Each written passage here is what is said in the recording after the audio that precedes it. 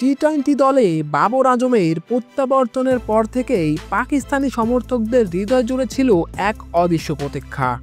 ফের কবে ব্যাট হাতে ফিরবেন সেই পুরনো বাবর, যে মুগ্ধতার জাদুতে মুহূর্তেই বদলে দিতে পারে ম্যাচের রং। রাওয়ালপিন্ডিতে অবশেষে মিলল সেই প্রতীক্ষার প্রাপ্তি। জিম্বাবুয়ের বিপক্ষে ত্রিদেশীয় সিরিজে চতুর্থ ম্যাচে বাবর যেন ফিরে পেলেন নিজেরই হারানো সুর। 52 বলে 74 রানের দীপ্ত ইনিংস, এ যেন ধৈর্যের ক্যানভাসে আঁকা 7টি বাউন্ডারি আর 2টি উড়ন্ত ছক্কার রঙিন ছাপ। এই ইনিংসে বাবরের ব্যাটে ধরা দিল আন্তর্জাতিক টি-20তে তার 38তম অর্ধশতকের মাইলফলক। এখন পর্যন্ত এই ফরম্যাটে যে কোনো ব্যাটারের যৌথ সর্বোচ্চ 50 এটি। 31 বছর বয়সী এই ব্যাটার এখন সমানভাবে ভারতের বিরাট কোহলির পাশে রয়েছেন। বাবরের 38টি 50 134 ম্যাচ ও 137 ইনিংস থেকে এসেছে। অন্যদিকে 25 ম্যাচ ও 117 ইনিংসে একই সংখ্যক 50 করেন কোহলি।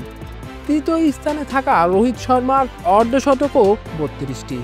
আর যেহেতু কোহলি ও রোহিত দুজনেই গত বছর টি-20 থেকে অবসর নিয়েছেন, তাই হয়তো খুব শীঘ্রই এই রেকর্ডের একচ্ছত্র অধিকারী হবেন বাবর, এটা প্রায় নিশ্চিত। অবশ্য এশিয়া কাপের পর বাবরের টি-20তে ফেরা ছিল নীরব প্রত্যাবর্তনের মতো। দক্ষিণ আফ্রিকার বিপক্ষে পাকিস্তান সিরিজ জিতলেও বাবরের ব্যাটে তখনও চেনা আলোয় জমেনি। শেষ 5 ইনিংসে তার রান ছিল 0, অপরাজিত 11, 68, 0 ও 16। সব মিলিয়ে ব্যাটের সাথে কোথাও যেন তাল হারানোর লড়াইও ছিল। সেই অস্বস্তি নিয়ে জিম্বাবুয়ের বিপক্ষে মাঠে নেমেছিলেন, সেখানেই যেন আবার ফিরে পেলেন নিজের আত্মবিশ্বাস।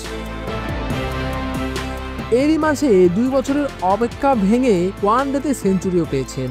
83 ইনিংস ও 807 দিনের দীর্ঘ নীরবতা ভেঙে সেই সেঞ্চুরির আলো যেন আবার মনে করায় বাবর আজম এখনও কেবল একটি ব্যাটারই নন, বরং ক্রিকেট সৌন্দর্যের এক পরম শিল্পীও।